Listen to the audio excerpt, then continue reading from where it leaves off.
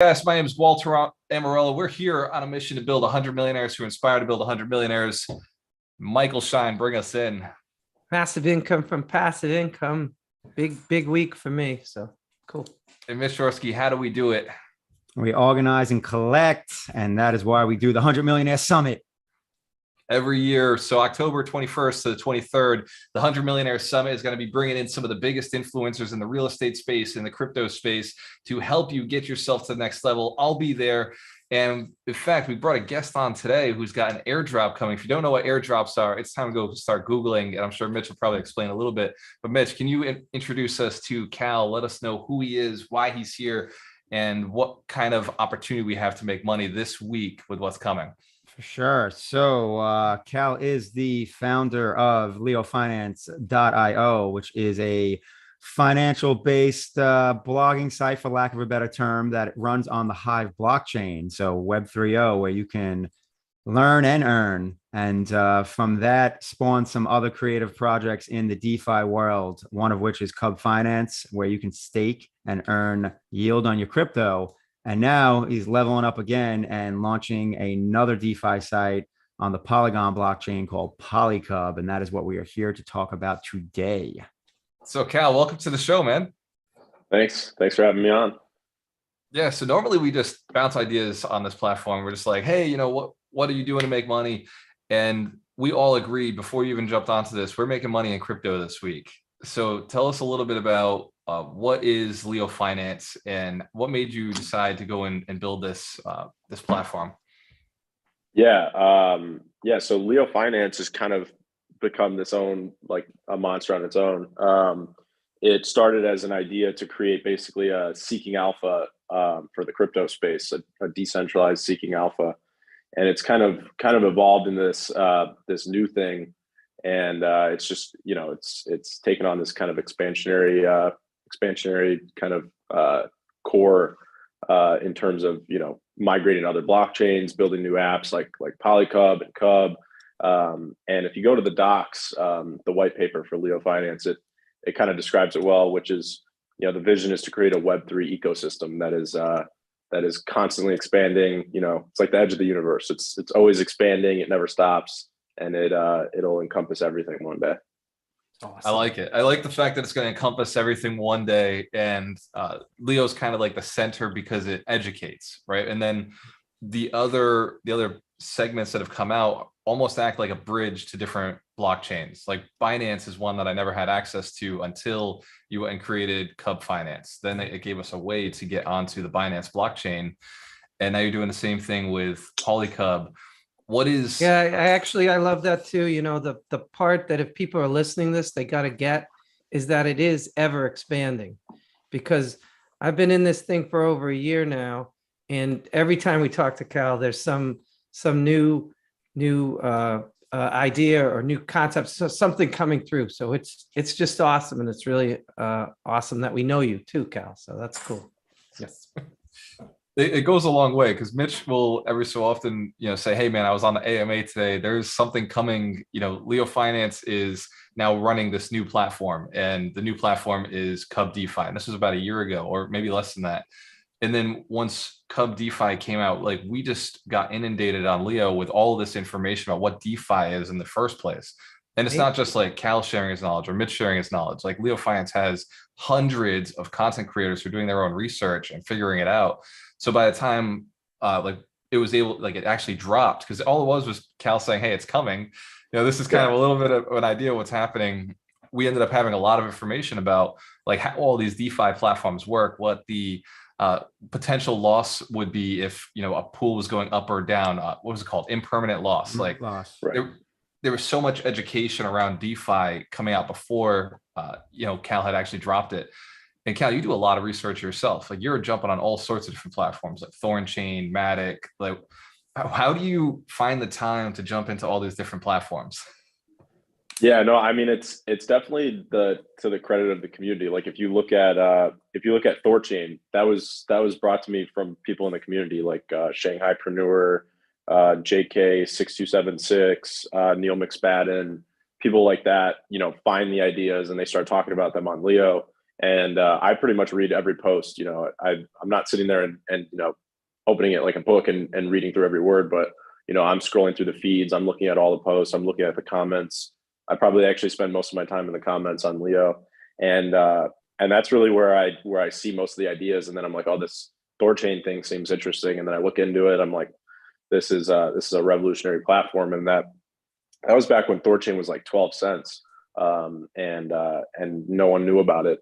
But people in the community found it. Like you said, there's hundreds of content creators, and they're digging up things in crypto, 24/7, 365, because they're all over the world. So if you if you just pay attention to what they're talking about, and then kind of get curious and Google it and go on Twitter and look into these projects a little bit, you can basically find the best ideas on Leo. And obviously that's a biased take, but it's also a real take, because that's I'd say majority of my profits in crypto have been from trading on things I learned on Leo.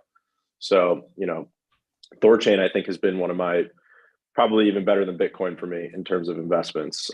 So finding ideas through the community is really everything. So it's on my part, the benefit to myself is just curiosity, but it really is on the Leo community's part for researching things and bringing them up. It's cool because the debates that occur, because it's not just one person saying, hey, I like ThorChain, go buy it. You get people coming in and they will live just go and attack the coin if it is a shit coin. If it ends up being something that's not going to work out, you'll know very quickly, because like you said, the comments reveal. The ultimate review board. It's the ultimate review board. And then if the post keeps coming out from different users that have gone and done the research, now they there may be something relevant there. But if it's getting downvoted, or there's like the comments are just bashing the coin because of legitimate reasons, they've done the research. It's like having your own research and development team. Like they're out there just constantly looking, and then all you have to do is validate a little bit, and then you've got something to work with. So ThorChain I know is coming, but what pulled you into Matic? What got you into the Polygon arena? Because that's obviously after BNB. You came into Polygon and you made that decision instead of going into something else. Yeah, it was kind of interesting, actually. The way I got into Polygon was through another person on Leo. And the way I got into it was kind of funny, because they invited me into like this private, it's called a sniping group, which is what he had. And he had built this bot that sniped launches. So if you go back to like the beginning of Polygon and when it all, kind of exploded, which was sometime in 2021, I don't remember when, there were all these different launches that were happening. There was like Dino Swap, Ape Rocket, just like thousands of these new apps that started popping up, and naturally, people want to capitalize on those launches. So this guy named Mike, actually, he was a Leo community member. He never wrote any content, but he was like the ultimate lurker, right? He had an account and he just kind of read posts and stuff. And he reached out to me and he said, I've got this sniping bot, and it needs some capital if you want to jump in and start using it. I was like, I'll try it. So the snipes that he had were actually on Polygon. So I was like, okay, I guess I got to learn Polygon now.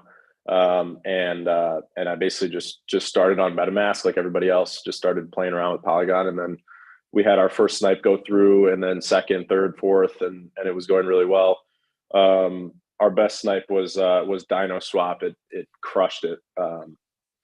I think it made it was like a 6x. It was crazy. So Dino Swap was huge, and then all these other launches on Polygon.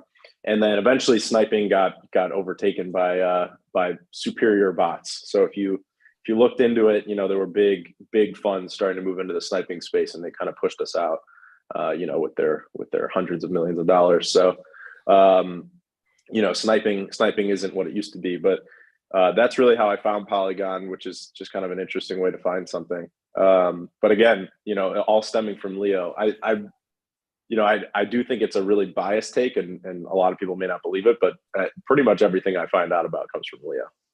I'm the same way though. Like we may be biased because you built it, you started it, but the truth is the way it's set up, there's nothing else like it that can evaluate anything, because it's based on getting the audience to recognize truth, right? Like if your followers are seeing truth, they're going to vote for you.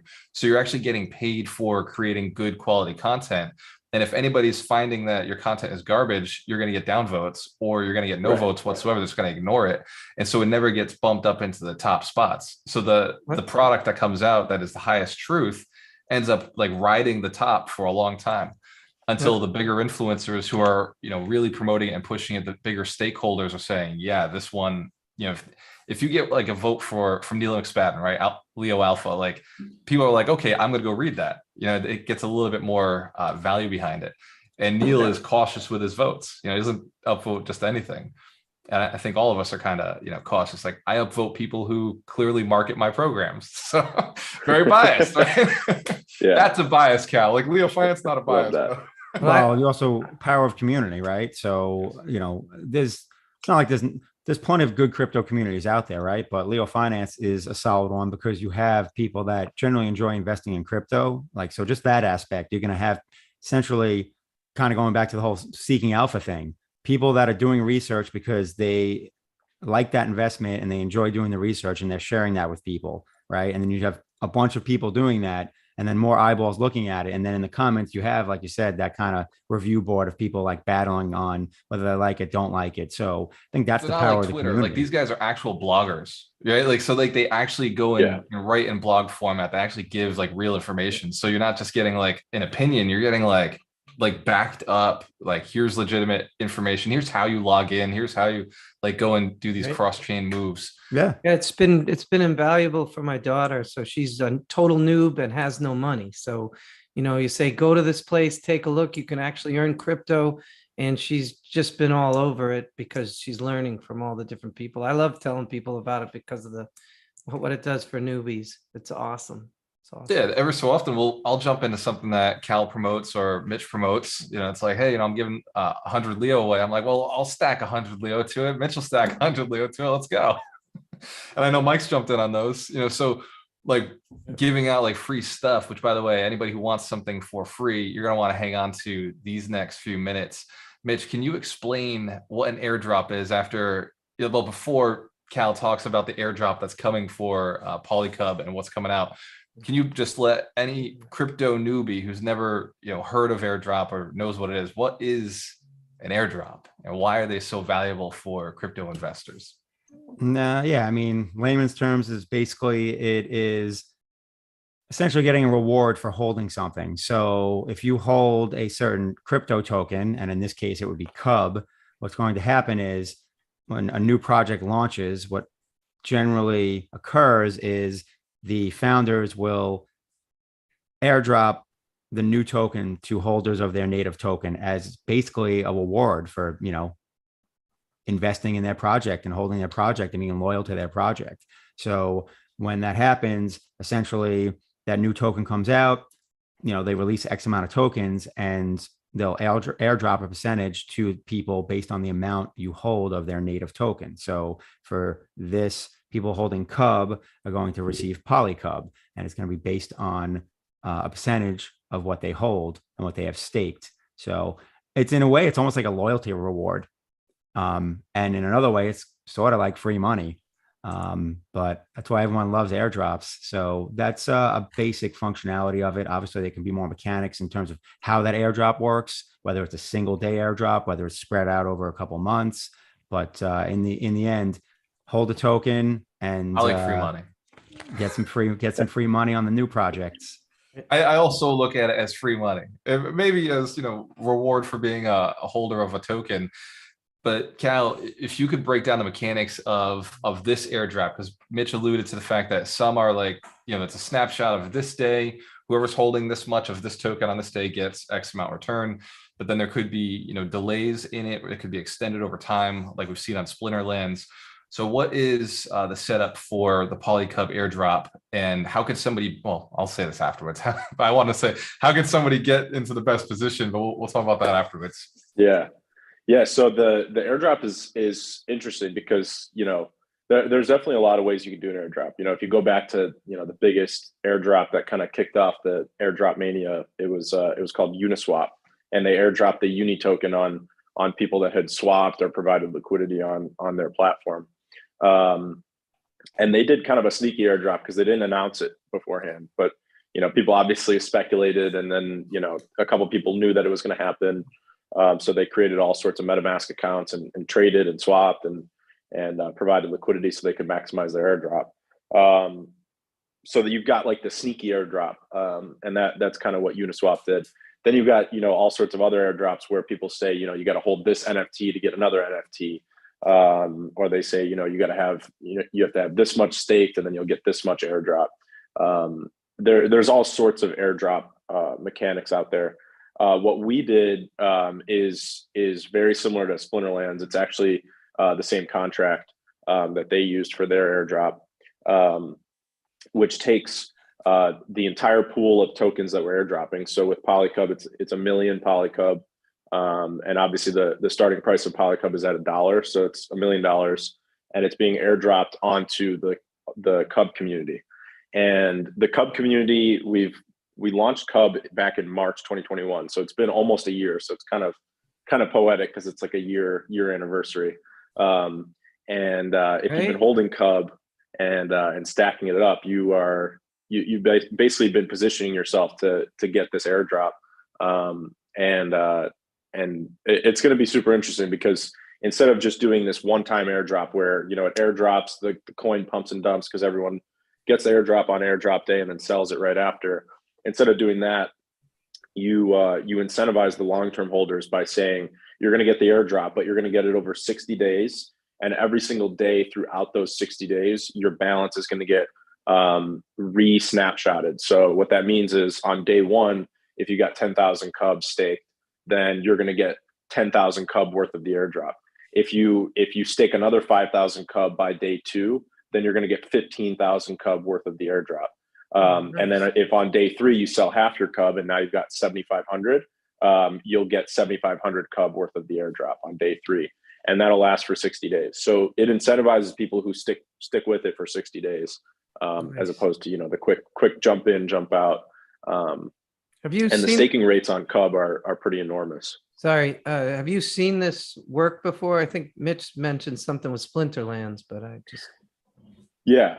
So with Splinterlands, it's actually worked incredibly well. Their entire project has probably, Neil McSpadden would know the numbers better than I do, but they've probably 10x their entire project off of their airdrop, which was done, I don't know how long ago. I think it started maybe 4 or 5 months ago, and they actually had a 365-day airdrop. So their airdrop is still ongoing. And wow. If you look at the growth of their project in terms of users and capital flowing in and just overall value, you know, their version of total value locked is the total market value of all the cards, because it's an NFT blockchain game. And if you look at that, it just skyrocketed with that launch.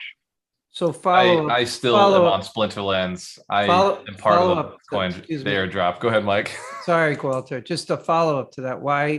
Why did you choose 60 days then? Like, why not 365 days? Yeah, I think there's a couple of interesting things for that. The main reason for me is that, you know, with DeFi and the way that DeFi platforms work, everything's moving a lot faster than something like even an NFT project. So I didn't want to prolong the airdrop for a whole year. I've also been watching what Splinterlands has done pretty closely with their airdrop. And I do think, in my personal opinion, I think it's a little too long. You know, a year in crypto is like 100 years in real life. Right. So like if you go back a year ago, Cub didn't even exist. Leo was only on one block, or actually on 2 blockchains if you count on Uniswap. And now we're on 3 blockchains, about to be 4. And this is all done in a year's time. So a year in crypto is forever. So 60 days is more like, you know, that's more like a year in real life. Nice. So for me, 60 days makes more sense. And then also, you know, provided everything goes according to plan, we'll have other launches that are, you know, we don't want to overlap our launches basically. So Yeah. Nice. 60 days seems more viable. More launches coming. More launches coming. More So airdrops exciting. coming. Yeah. Well, More interesting blockchains. point off of that is in our last AMA that we did, I was talking to Mitch and Neil about, this idea I have where Cub is kind of like colonizing all these different planets. And you consider that each planet is like a new blockchain, right? So, the idea is that you could take something like PolyCub and we can copy paste it onto other blockchains and create little self-sustaining bases. So Mike, you're gonna love that because it's an Elon Musk idea. So it's like, you can create these self-sustaining Awesome. colonies on these other planets, and all those colonies are versions of Cub that basically live and disseminate into the multi-blockchain universe. And what you do is you pay it all back to Cub by doing airdrops for each of those colonies. And the way that PolyCub was designed is it's completely designed to be self-sustaining. And what I was talking about in the AMA is that I wanted it to be, I've built these mechanics and I've been working on it since July, so like 6 or 7 months. And I designed everything to be self-sustaining and to grow itself with protocol and liquidity. So provided that it all works out, you're going to see PolyCub, iterations on every single blockchain that's out there. That's cool. So that actually explains a lot of what this roadmap is. And it's almost like having a central government that's saying, we're going to create this for you to send a little bit back to Cub. And the winners, the people who win are the people who are holding the Cub token itself. Earning to Cub and holding Cub, it becomes more of, you're getting more of that utility. Whereas the other platforms are burning Cub even though they're producing it. Is it Cub that benefits, or is it PolyCub? Because it sounded like you said that PolyCub. P-Cub's going to be the one that goes out. Well, it's interesting because if you go back to the Cub roadmap, actually the same docs that were written when Cub was first launched a year ago, the line that makes the most sense, which is the vision for Cub, was that it's the base layer of the DeFi stack for LeoFinance. And LeoFinance, as this Web3 ecosystem, has a DeFi stack, and that begins with Cub. And then as we build that stack, you've got Cub, then you've got PolyCub, and then you have something, for example, like Terra Cub, Avalanche Cub, all these other iterations of Cub. So what we're doing basically is using Cub as the base layer of that stack. And then the design that I created for PolyCub is going to be basically cloned on all sorts of different blockchains. So it's almost like, if you take that Elon Musk example and you say, well, he's built the BFR, the big Falcon rocket. And, he takes this model for Falcon. a rocket. Falcon. Yeah, Falcon. He takes this rocket and he uses the same rocket to colonize, 10 different planets. It's kind of like that idea where you've got the same PolyCub platform, but you relaunch it onto all these different blockchains. Gotcha. And they're all kind of connected to the home base, and that home base is Cub. So Cub benefits by being the benefactor of the airdrops. And then PolyCub and all the PolyCub, sister apps are self-sustaining bases where they have their own token, they have their own platform mechanics, and they're all kind of self-sustaining on their own. And they don't need to rely on the home base for anything other than their initial launch and obviously paying it back with the airdrop. Amazing.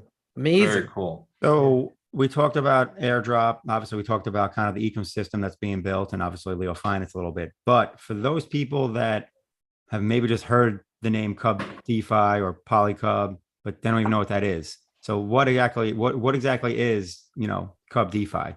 Yeah, and then more importantly, what do they have to do in order to get access to the airdrop? So that's important. Yeah.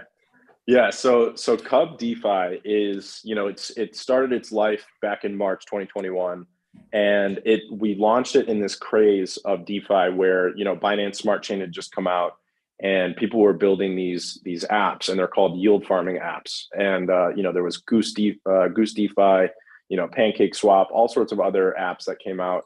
99% of them failed over the last year. They inflated themselves into nothingness. And that's like just the a handful of right, exactly, like an accelerated US dollar. And these days there's a handful of those original apps that have stuck around. Pancake Swap, obviously. and Cub is one of them. And the way we stuck around was by basically completely revamping the entire idea behind the platform, which started out as a yield farming app, and now it's turned into a yield optimizer.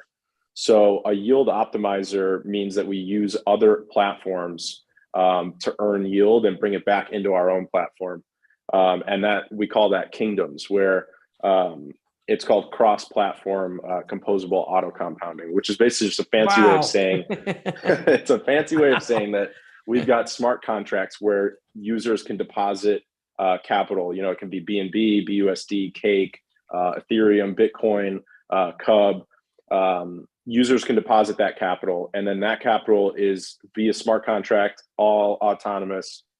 It's pooled on other platforms, and it earns their yield farming rewards, and then auto compounds it back into our platform through those vaults. Nice. And the users earn yield, and then the platform takes a 10% cut of that yield, and it buys and burns Cub. So it's created this. We basically created this sustainable model for Cub where the price is relatively stable, and as that TVL grows, which is total value locked, which is basically like, if you think of a hedge fund, it's like AUM, right?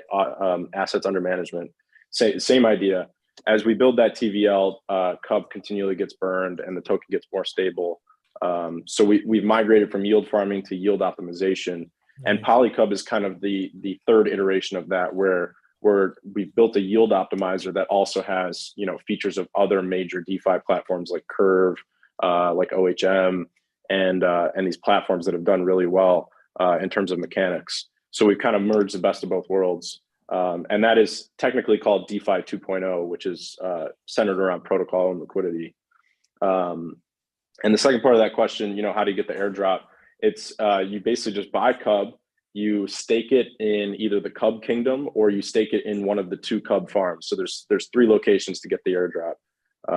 And then there's also an airdrop page. So once you've staked Cub, you can go to this airdrop page and it'll tell you what your pending airdrop is. So awesome. Figuring out, amazing, right? Figuring out awesome. how to get your US dollars onto the DeFi platform. That's like a whole process. And Mitch Jorsky, I know you've got training you've been doing. I know alchemistnation.com has some trainings that you've created for onboarding into LeoFinance, for getting access to it. And you've also created knowing what the heck Bitcoin is, like Security Cat Guides, knowing what the heck Bitcoin is.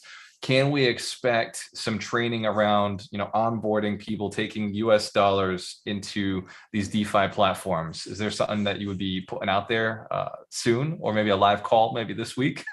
Of course there is. When, Mitch? When? Yeah, when in the Sooniverse. Revenge. Finally gets to say, Cal finally gets to say when back to Yes. Mitch. That was quite fortuitous. Of course, I mean, people need it.